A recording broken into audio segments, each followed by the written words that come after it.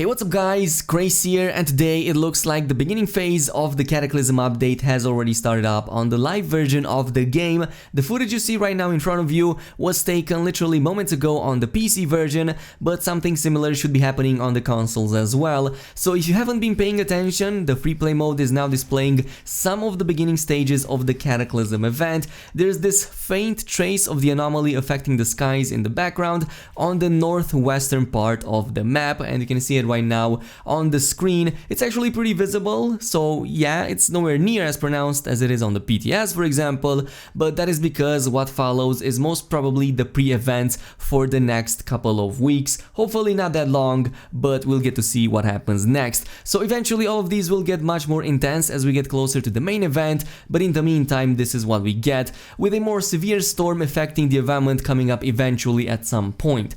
Now, speaking of pre-events, there's also new stuff happening on the ground level as we speak, in the Freeplay mode as well. First, the entire Freeplay mode has now been pretty much filled with all of these elementals we've got used to on the PTS. There's electric, fire, ice and acid elementals spawned in groups pretty much everywhere you can see, so they will engage with you if you get close, and they can also be quite destructive if you're not managing them properly, but otherwise they're really easy to defeat. There's also new crystals being spawned that you can go ahead and collect just like you can on the test server.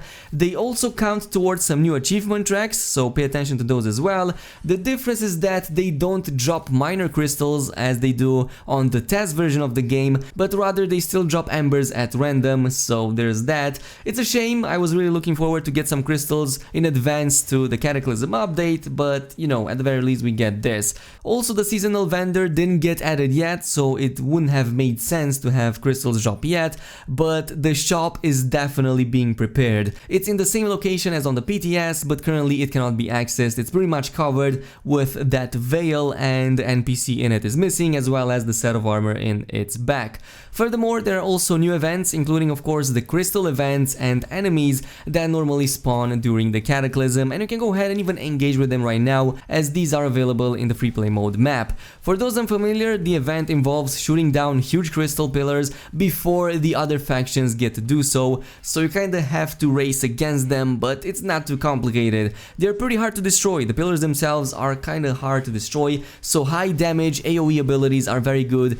as these are made out of smaller crystals, and you kinda need to destroy the smaller crystals so that the damage is much higher on the bigger pillar. Once you take care of the handful of pillars and enemies in the event section, you'll get a reward chest at the end of them, like in any other event in the Freeplay mode, but again, the loot drops are kinda the same. I'm going to go over that in just a little bit. Supposedly there should be more, including the new bristleback enemies, but I have yet to encounter these. I'm not really sure if they have been added yet. It would be cool, but I did not see one yet because I didn't have the time necessary to do so. In any case, there's also the new set of achievements related to the Cataclysm pre-events that are available. You can go ahead and pretty much do them right now. These ones include the rewards for the full bounty decal. This is for completing 3 crystal world events, which shouldn't take you more than a few minutes. There's also a couple more that provide further cosmetics, including one that requires defeating 30 crystal enemies, and this is a daily quest that again is very fast to achieve.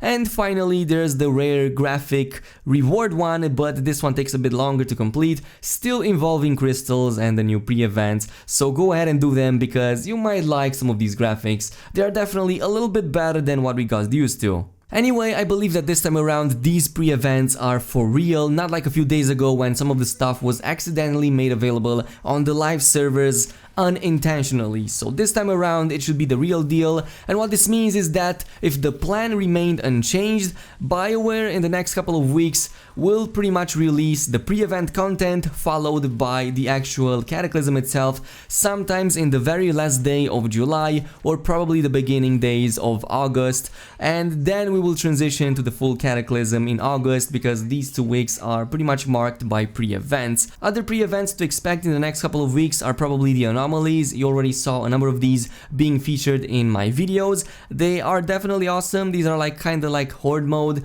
/ event trials that spawn in the free play mode, and you need to fight waves of enemies, and each wave you complete rewards you a chest with a total of 3 waves and 3 chests that you need to achieve. They're pretty awesome. They reward you more items, I believe, and they are probably a little bit better than dungeons. Doing regular strongholds is not going to be as lucrative as these anomalies, but the anomalies are also on a timer, so you kind of have to manage that as well.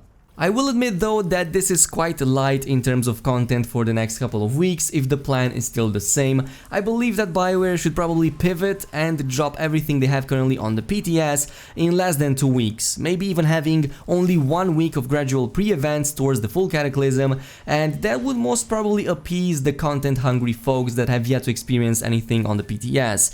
Personally, I'm more interested in the Cataclysm map anyway, so the rewards over there are much better, the content over there is much better than the free play stuff. I don't really care about the pre-events, it's just a handful of them anyway, and they don't bring that much of significant rewards compared to the actual Cataclysm map. So again, this is just my opinion, but go ahead and tell me what you think down below. Now, in terms of loot drops on the live servers, I didn't get the chance nor the time to test them out yet properly, but the luck stat removal has not yet gone into full effect. So yes, the luck stat is still there in the game on your current items, meaning that it's safe to assume the loot drops or the loot drop rate at the current time has remained the same. As for what the PTS has seen in terms of improvements and what you can expect from the full Cataclysm once it drops, my overall opinion over here is mostly positive. If not from a content point of view, at least from a reward or loot point of view. There's definitely a ton of quality of life stuff that has been added recently, meaning that the test server is getting very close to achieving its purpose, and eventually we will transition to the Cataclysm itself. The seasonal store got an upgrade to better display information and its items. There are now icons for all of the items in there, better indication of the rewards, especially for the cosmetic stuff, which we didn't have previously, so a lot of stuff is getting flashed out. But my favorite is the recent rebalancing of the crystal prices. Basically, the prices of a whole major crystal, which is the equivalent of 1 war chest, has been halved pretty much yesterday, I believe, from 1000 small crystals to 500. This means that it's now easier than ever to acquire them, and in the process also war chests and the new gear as well.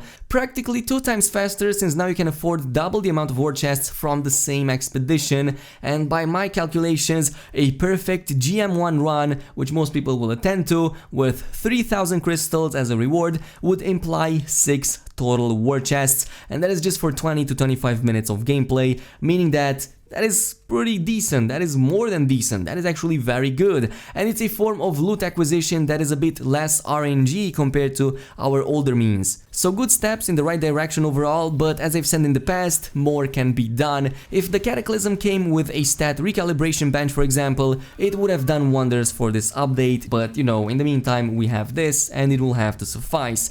Otherwise, the luck stat removal definitely brought a positive impact on the loot quality I got on the PTS. If nothing changes by the time it all goes live, I believe a lot of people will be very happy with the new loot drop rate, because it's definitely seeing an improvement, or at the very least with the amount of chances that you'll get at receiving high-end loot, legendary items included. I will post a full video on that at some point. I've made a ton of tests, I got a ton of video footage, I got a ton of drops and someone else got as well, so I'm going to try to compile as much as possible.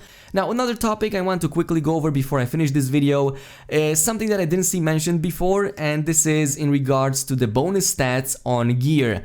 This was my previous major point of complaint in general, because it just adds an unnecessary layer of RNG to the game that I really hate, but from what I have experienced on the PTS so far, it seems BioWare has done some stealth changes to the bonuses you get on gear as well. So I'm seeing way more items with big bonus stats on them than ever before, and way more compared to what I have on the live version of the game. Even Master War gear oftentimes drops for me with bonuses in the range of 100-150% increase in stuff like damage, or let's say charges for whatever ability I have, while most of the legendaries I got go even one step further, and some of them had at least plus 200% bonus stats like damage or charges, and some of them even had the bonus maximum of 350 to 400 but split between two stats. So I got most of the items actually of legendary quality with these kinds of stat ranges, which is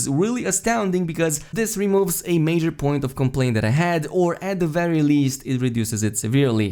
This affected of course weapons and gear likewise, but I wish BioWare came in with an answer so that we know for sure that this isn't just RNG on my part and it's actually something that everybody else can experience as well. Eventually I will make a full Cataclysm review, but you know, we need to get it on the live servers, maybe make a full review of the PTS Cataclysm, and then when the full Cataclysm goes on the live servers I will also cover that as well. So tell me if you want that, tell me if you want me to cover these separately, and I will definitely do it. In the meantime, I hope you guys enjoyed this video. Go ahead and test it out if you want to. It's not so much yet, it's just a little bit, but at the very least we have confirmation that we're going to have the Cataclysm very soon. In the meantime, if you enjoyed this video, a thumbs up on it would be super appreciated. Also, don't forget to subscribe for more awesome content like this and activate the notification bell, and I'll see you guys later.